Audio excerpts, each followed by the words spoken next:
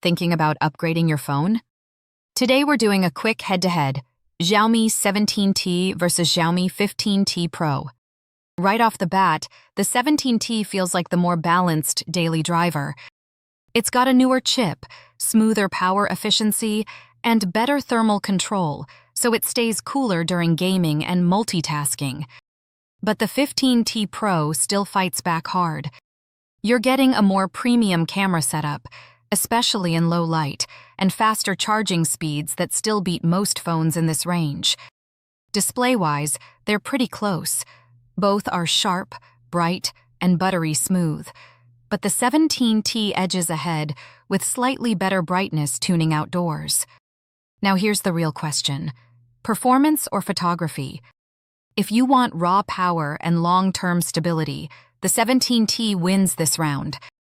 But if you're all about camera quality and charging speed, the 15T Pro still holds its ground.